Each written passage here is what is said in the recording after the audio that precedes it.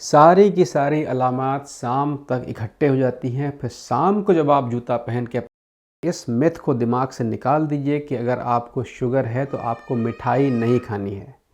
देखिए, 4 तरह की आमतौर पर मिठाई होती है जो शरीर को मिलती है। एक तो होती है सीधी-सीधी मिठाई, बिल्कुल मैं मोटी भाषा में बताऊँ जिससे समझ में आ जाए। दवा खाओगे तो गुर्दे गल जाएँगे। इंसुलिन तो बिल्कुल शुरू ही मत करना। अगर एक बार शुरू कर दी, गुड़ अच्छा है या शक्कर अच्छी है? भैया, गुड़ हमारे भारतीय कल्चर का है तो वो सबसे अच्छा होना चाहिए, लेकिन ये एक मिथ है। गुड़ जो है दुनिया के लगभग हर देश में पाया जाता है। ये शक्कर से पहले आई हुई शक्कर है। ये बहुत बहुत बार लोगों ने पूछा, खास तौर पे शुगर वालों ने पूछा है कि गुड़ में तो कोई समस्या है नहीं, गुड़ खा सकते हैं। उसके अलावा कुछ बहुत खास, बहुत ज़रूरी जो मिथ हैं जो आपके लिए जानलेवा साबित हो सकते हैं, उन पे बात कर लेंगे। पहला बहुत इंटरेस्टिंग मिथ है, बहुत बार मुझसे सुनने में आया है कि नंगे पैर घास में चलने से शुगर कम होती है और दिमाग ठंडा होता है। कभी खुद सोचा है कि नंगे पैर घास पे चलने से दिमाग का और शुगर का क्या मतलब है यार? पैर हमारे शरीर का बिल्कुल वैसा ही हिस्सा है जैसे हाथ है, खाल है और बाकी सारी चीज़ें हैं। आप नंगे नंगे लौट जाओ घास के ऊपर तो क्या लगता है आपका दिमाग ठंडा हो जाएगा? देखिए, पैर को ख़ास तौर पे अगर आपको शुगर है तो कभी भी किसी भी हालत में नंगे पैर मत चलिएगा, क्योंकि अगर ख़ास तौर पे घास में आप चल रहे हैं तो छोटे छोटे कंकड़ वगैरह जो होते हैं वो पैर में लग सकते हैं, और जो शुगर के मरीज़ हैं उनको उस चोट का एहसास उस वक्त कम होता है या नहीं होता है। उसमें क्या होता है कि वो चोट अंदर ही अंदर बन रही होती है और आप बार बार वही काम कर रहे होते हैं, तो आप धीरे धीरे शुगर फुट की तरफ जा रहे होते हैं। जितने भी शुगर के मरीज़ हैं, जब उनका शुगर बिगड़ता है तो उनके पैर और आँख में इन्फेक्शन शुरू हो जाता है, ख़ास तौर पर पैर में शुरू होता है। तो नंगे पैर घास में चलने का जो मिथ है बिल्कुल भूल जाइए। पैर का जूता आपके शरीर के कपड़ों की तरह है। यहाँ के कपड़े के लिए आपने तो बढ़िया से कपड़े खरीद लिए, लेकिन पैरों का जो आपने ख्याल है वो ठीक से नहीं रखा। तो पैरों का आभूषण जो जूता है उसको खरीदने के लिए 2-3 चीज़ों का ख्याल रखें। ख़ास तौर पर अगर आप शुगर के मरीज़ हैं तब तो आपको 100% ये ख्याल रखना है। अगर आप मरीज़ नहीं भी हैं तब भी इसका ख्याल रखें कि जूता खरीदने हमेशा शाम को दुकान पर जाएँ। जुगाड़ बता दिया, दोपहर में मत जाएं, सुबह मत जाएं, शाम को जाएं। होता यह है कि जब दिन भर चल रहे होते हैं तो शाम तक आपके पैरों पे वो सारे इफ़ेक्ट पड़ जाते हैं जो पड़ते हैं रोज़ के हिसाब से। तो शाम को आपके पैर जो हैं, अगर सूजन आनी होती है तो आ चुकी होती है, पानी नीचे उतरना होता है तो उतर चुका होता है। सारी की सारी अलामात शाम तक इकट्ठे हो जाती हैं। फिर शाम को जब आप जूता पहन के अपना साइज़ देखेंगे तो वही साइज़ है आपके लिए बिल्कुल सही होता है। जूता खरीदते समय हमेशा ध्यान रखना है कि टाइट जूता नहीं लेना है। आपको बहुत बार दुकानदार कहेगा पहनते पहनते ढीला हो जाएगा। ये पुरानी बात है, जब चमड़े का जूता होता था। आज अधिकतर चमड़े के जूते अब नहीं आते हैं, क्योंकि भारत में चमड़े का उत्पादन बहुत कम है और भारत में चमड़ा बहुत महंगा है। तो भारत में चमड़े के जूते जो हैं, जो बहुत महंगी क्वालिटी के जो जूते होते हैं, केवल उनमें मिलता है। आपको जो चमड़े का जूता मिलता है वो प्लास्टिक मिक्स होता है। तो आपको ध्यान ये रखना है कि जूता आपके साइज़ का हो, ज़रा सा भी टाइट ना हो। जूता पहनने के बाद आप उंगलियों को चला के देखें, अगर उंगलियां ठीक से चल रही हैं तब वो सही है, और इधर उधर निकल ना रहा हो, ढीला ना हो। ढीले में भी परेशानी हो जाती है। तो जूता बहुत ज़रूरी है। नंगे पैर घास में चलना जो है, आपको अगर मन की शांति मिलती है, ये सिर्फ आपके मन की बात है तो आप करिए, लेकिन आपको उससे कोई इलाज नहीं मिलता है। अगला मिथ है कि भाई मेरी शुगर तो 120 है तो नॉर्मल है, आप क्यों कह रहे हैं कि 100 से नीचे होनी चाहिए और 120 तो एक नॉर्मल है? जी नहीं, 120 एक नॉर्मल नहीं है। नॉर्मल ये है कि 70 से 120 के बीच में होनी चाहिए। आप बिल्कुल 120 की पॉइंट पे चल रहे हैं, इसका मतलब ये है कि आप हाई की तरफ जा रहे हैं। तो जब कोई 70 से 120 की बात हो रही है तो नॉर्मल का मतलब ये होता है 80, 85, 90, बहुत से बहुत 100। लेकिन अगर आप 120 या 100 के ऊपर चल रहे हैं, इसका मतलब ये है कि आप देर कर रहे हैं। धीरे धीरे आपकी 200, 250 और 300 तक पहुंच जाएगी, तब ये मामला बिगड़ जाएगा। बहुत बार ऐसा होता है, लोगों की 300 के आसपास चल रही होती है, उसके बाद थोड़ा सा इलाज किया और वो 120 और 150 तक पहुंच गई और कहना शुरू करते हैं भैया मेरी तो नॉर्मल हो गई है। नॉर्मल नहीं हुई है। अगर आपकी शुगर रेगुलर 120 के ऊपर है तो वो शायद कभी नॉर्मल होगी भी नहीं। आपको हमेशा परहेज करना होगा।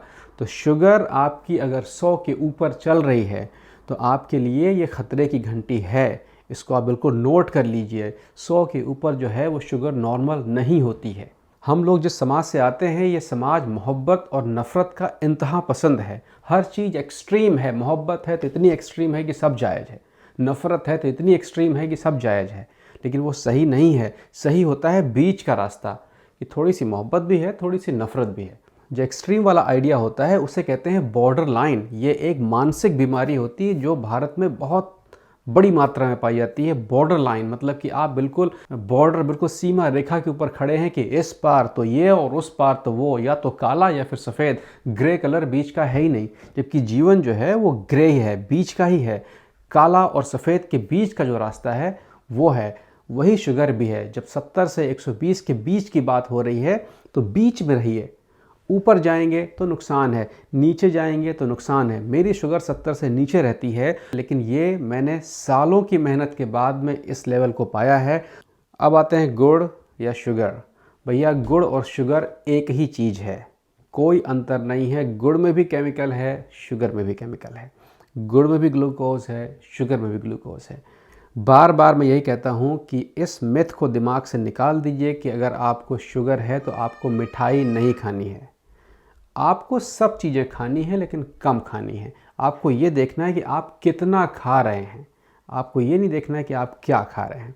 अगर आप मिठाई खा रहे हैं तो आपको फिर खाना कम करना पड़ेगा। देखिए 4 तरह की आमतौर पर मिठाई होती है जो शरीर को मिलती है। एक तो होती है सीधी सीधी मिठाई, बिल्कुल मैं मोटी भाषा में बताऊं जिससे समझ में आ जाए।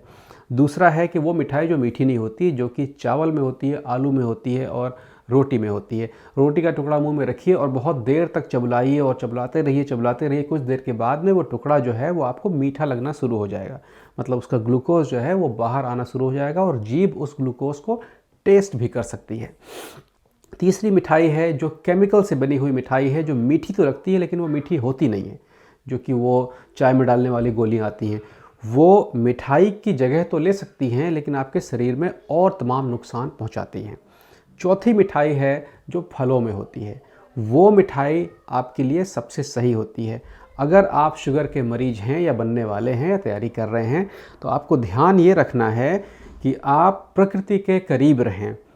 गाजर का हलवा प्रकृति बना के नहीं देती है, सूजी का हलवा प्रकृति बना के नहीं देती है, रबड़ी प्रकृति बना के नहीं देती है, चिकन तंदूरी प्रकृति बना के नहीं देती है, पनीर के जो तमाम आइटम है प्रकृति बना के नहीं देती है। लेकिन गोभी की सब्ज़ी प्रकृति बनाती है, तरोई की सब्ज़ी प्रकृति बनाती है, दाल प्रकृति बनाती है, चावल बनाती है।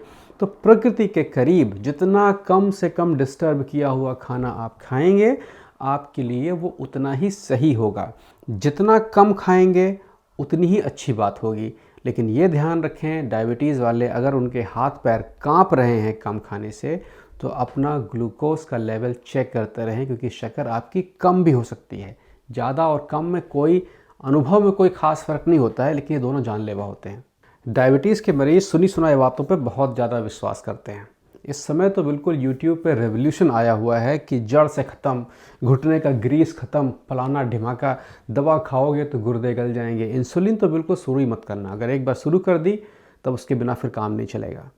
या डॉक्टर के पास जाते हैं, बेकार में पैसा लेता है, ये टेस्ट करता है, वो टेस्ट करता है, टेस्ट में कुछ आता ही नहीं है, तभी टेस्ट करता रहता है। देखिए भैया, डॉक्टर जब कोई टेस्ट कर रहा होता है तो उसको पता करना होता है कि आप किस लेवल पर हैं। अगर टेस्ट की रिपोर्ट अच्छी आ रही है तो ये अच्छी बात है। मैंने तो यहाँ तक सुना है कि रिपोर्ट अच्छी आ गई, फिर कह रहे हैं डॉक्टर साहब आपने तो बेकार में टेस्ट करवा दिया। भैया वो रिपोर्ट अच्छी आई है जानने के लिए टेस्ट करवाया था, वरना पता ही नहीं चलता हमको। तो जो डायबिटीज़ है ये एक साइलेंट बीमारी है। ये आपको पता ही तब चलती है जब आपकी देर हो चुकी होती है। तो अगर किसी डॉक्टर ने कोई दवा लिखी है तो बिल्कुल कसम खा लीजिए, बिना उसकी जानकारी के ना तो आप कोई दवा शुरू करेंगे और बिना उसकी जानकारी के ना तो आप कोई दवा बंद करेंगे। हमेशा ये नियम है मेडिकल साइंस का कि डॉक्टर खुद ही कहता है कि 5 दिन के बाद आपको ये बंद कर देना है, तब तो आपको बंद कर देना है। लेकिन अगर डॉक्टर कह रहा है कि आपको 3 महीने के बाद आके फिर से दिखाना है, तो आपको दिखाना है, क्योंकि 3 महीने के बाद वो देख के बताएगा कि क्या आप में सुधार हुआ है, दिखने वाला सुधार हुआ है और महसूस करने वाला भी सुधार हुआ है, या केवल दिखने वाला था और महसूस वाला नहीं था। तो उन सुधारों के आधार पर फिर आपकी अगली दवा जो है वो चलनी है या बंद करनी है या कम करनी है, वो निर्धारित होती है। इंसुलिन जो है वो जीवन रक्षक हार्मोन है। आपको इंसुलिन तभी दी जाएगी जब आपका शरीर उसको ठीक से बनाने में कैपेबल नहीं है। तो अगर इंसुलिन आपकी शुरू हो रही है, इसका मतलब ये है कि आप बिल्कुल लाल लाइन पर चल रहे हैं। आपको शुरू ही इसलिए किया जा रहा है कि उसके बिना आप नहीं चल पाएंगे। तो अगर जो कह रहा है कि इंसुलिन शुरू कर देंगे तो रुकेगी नहीं, तो बात बिल्कुल सही है, क्योंकि आपका शरीर अब उसको नहीं बना रहा था। आप उसको नहीं शुरू करेंगे तो और ख़राबी में चले जाएंगे। तो इन सब मिथों में कभी भी मत जाइएगा। आप ध्यान से देखेंगे कि जो लोग इस तरह की बातें करते हैं, उनकी चिकित्सा पद्धतियों में आमतौर पर ग्लूकोज मीटर ही नहीं होता है। वो नाप ही नहीं सकते हैं कि आपका शुगर लेवल कितना है। सारी चीज़ें अंदाजे पर और बातों पर होती है। इस बात में दम है भी, क्योंकि मरीज़ ये कहता है कि भैया आपको तो शुगर है नहीं, तो आपको क्या पता हमें कैसा महसूस हो रहा है। और आम तौर पर वहाँ पर 20 लोग बैठे होते हैं या 20 तरह के लोग होते हैं जो कहते हैं हमको भी फ़ायदा हो गया, हमको भी फ़ायदा हो गया, ये हो गया, वो हो गया। तो फ़ायदे का जो भ्रम है उससे आपको बचना है। तो आखिरी में सारी चीज़ें आप खाइए, लेकिन नंबर में कम खाइए। नीम हकीम खतरे जान। कोई भी दवा अगर चिकित्सक वो नहीं है, चिकित्सक हो, हिंदी में बात करिए। आप डॉक्टर बहुत सारे ऐसे मैंने देखे हैं जो अफ्रीका से पीएचडी की डिग्री ले आए हैं, इंटरनेट से ख़रीद ली है और डॉक्टर लिख देते हैं और आपको वहम बनाते हैं कि वो चिकित्सक हैं। इसलिए आप हिंदी का प्रयोग करिए और पूछिए क्या आप चिकित्सक हैं। अगर वो चिकित्सक हैं तो उन्होंने उस चीज़ की पढ़ाई की है, उनको ठीक से उसके बारे में पता होगा और फिर वो आपको बेहतर राय देंगे। कोई भी दवा बिना चिकित्सक की जानकारी के, बिना चिकित्सक से पूछे न शुरू करें न ख़त्म करें। आज कहीं तक का था, फिर मिलते हैं। ख्याल रखिएगा अपना।